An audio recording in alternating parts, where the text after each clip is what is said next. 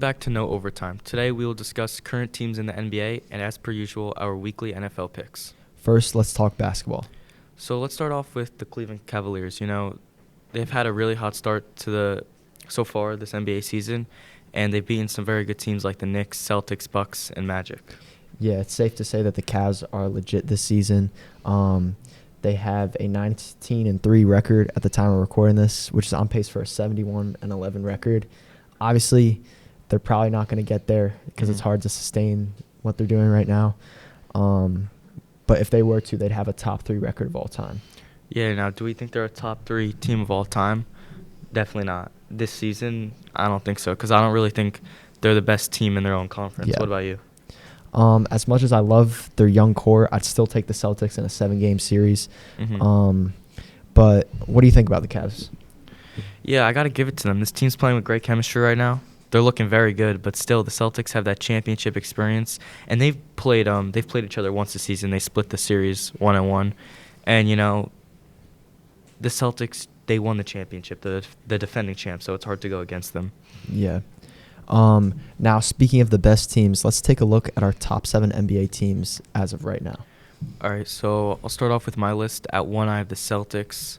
I have the Thunder at 2, the Cavs at 3, the Rockets and Knicks at 4 and 5, the Magic, and the Suns at number 7. Yeah, I like your list a lot. Mine is somewhat similar to yours as my top 7 goes. Celtics at 1, Cavs at 2, Thunder at 3, Magic at 4, Rockets at 5, Grizzlies at 6, and the Knicks at 7.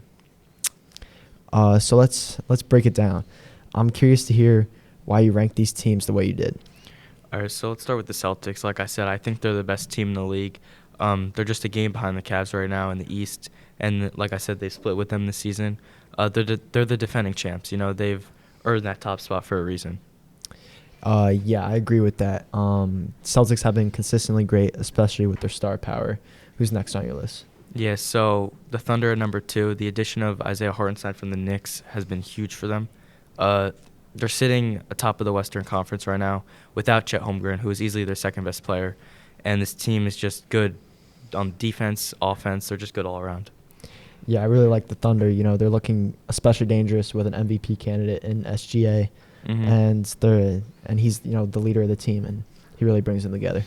Yeah, so at number 3, I have the Cavaliers with the best record in the NBA. I don't think that entirely represents them as a team. I think definitely. They've beaten some good teams, but at the same time, I want to see them consistently do this at least halfway into the season to really call them, the best team in the NBA. Yeah, the Cavs have definitely been impressive, especially with their young core. They've still got some growing to do before, I think they're a championship contender, but I still think they're the best. I still think they're one of the best teams in the league. Moving on to number 4, a team that I really like is the Houston Rockets. I know it might be a surprise. A couple of years ago, they were out of the playoffs, but they have one of the best young cores in the league with guys like Alperen Sengun, Jalen Green, and Jabari Smith. And you've got that veteran presence with Fred VanVleet and Dillon Brooks. I really think they could elevate those young guys. Yeah, I like that pick. The Rockets have been impressively balanced this season, and their young guys are definitely stepping up. Definitely a team to watch for the future. At number 5, I've got my New York Knicks. Jalen Brunson. Sadly they got rid of that big Villanova 4, but OG Anunoby and Mikal Bridges playing pretty well. Bridges found his groove. I think Cat's the best player on the team. We got him from Minnesota, and just looking good. Yeah, the Knicks have looked really solid this season. You've got a nice mix of vets and young guys. They're a dangerous team. I wouldn't be surprised if they made a deep playoff run again. At number 6, I've got the Orlando Magic. They played the Knicks last night, and they lost by like 15 points, but Franz Wagner's really elevated his game, and without Paul Banchero, they still look like a good team. Yeah, that Magic duo with Banchero and Wagner is one of the most exciting duos in the league right now. I think people are definitely sleeping on this team, and I think they forget how good they are. At number 7, I've got the Suns. I think they still have the best big 3 in the league with Kevin Durant, Devin Booker, and Bradley Beal. How do you feel about this trio, and do you think they're a top 7 team in the league? This trio has still yet to prove themselves. As they lost in the first round of the playoffs last year to the Timberwolves, but they definitely do have a lot of potential. I think, they're a championship caliber team, and they just gotta, win some playoff games. Mm-hmm. All right, so let's move on to our NFL picks. It's already Week 14, and we've got some exciting matchups. So you want to take it away with the first game? Yeah, so let's start with the Seahawks versus the Cardinals. I'm going with the Seahawks on the road. Yeah, I've got the Cardinals at home for this one. I think it's a toss-up. It's a divisional game. A lot of times we see these divisional games are really close. But, Kyler Murray, I had big expectations for him this season. He hasn't really met them, but I think the second half of the season he's really going to show, who he is, and I think he's going to lead the Cardinals to that playoff spot for, that NFC division. Yeah, and then we both had the Lions over the Packers on Thursday night. That's going to be a fun divisional game to watch. Obviously the Lions, I think, are the best team in the league right now. You can't really compete with a top 5 offense and a top 5 defense. They're so dominant on both sides of the ball.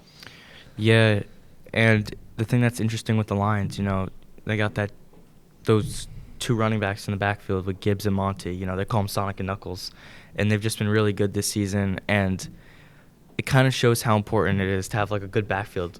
All right, so let's move on to the Falcons versus the Vikings. I've got the Falcons over the Vikings. Who do you have in this game? So I'm actually going to take the Vikings here. I think because the Falcons, they have some really good games, and then they have some really bad games, and they've just been so inconsistent this season. I think they're 500. I think they're 6. Which team? The Falcons. Yeah, Falcons are right around 500. Yeah. Both have the Bills over the Rams. The Bills just had that huge win versus the 49ers, and the Saints over the Giants, so no big surprises there. For my upset game of the week, I'm going with the Chargers over the Chiefs. I think the Chiefs are just a fraudulent team. We say it every week. Yeah. I mean, they're not a good team. They're a good team, but I don't think they're going to make it to another Super Bowl this year. I think they've gotten a bit bailed out in a bunch of games. They've had a few things that they got a little lucky and had to go their way. But I think the Chargers, they're a good team, and they can make some noise and upset the Chiefs. Mm-hmm. I like that pick a lot. For my upset game, I actually have the Jets over the Dolphins. Wow. This would be a pretty big upset considering how bad the Jets have been this season. But something tells me the Jets are just going to start maybe winning some meaningless games. I mean, it's just crazy how many games we've lost by one possession. Seahawks, Colts, Cardinals. It feels like our last 3 losses have been one-possession games that we should have easily won. But I think this week we get a win. There's really no chance for the playoffs. So it's just going to hurt their draft spot even more. But that's just something the Jets would do. Yeah, the Jets, I mean, they just had a hard time playing all 4 quarters consistently with great offense and defense, and I think that definitely showed against the Seahawks. They definitely slowed up at the end, and they had a bunch of 3-and-outs. Mm-hmm. And what I will say is that I don't think the Dolphins are really playing that well. Tyreek Hill doesn't look like himself. They just had a pretty brutal loss to the Packers, and I just don't think this team has really found their rhythm. I think they're going to have to wait till next year to have a strong campaign. Yeah. So that wraps up our episode for this week. Thanks to everyone for tuning in. We'll see you guys next week on No Overtime.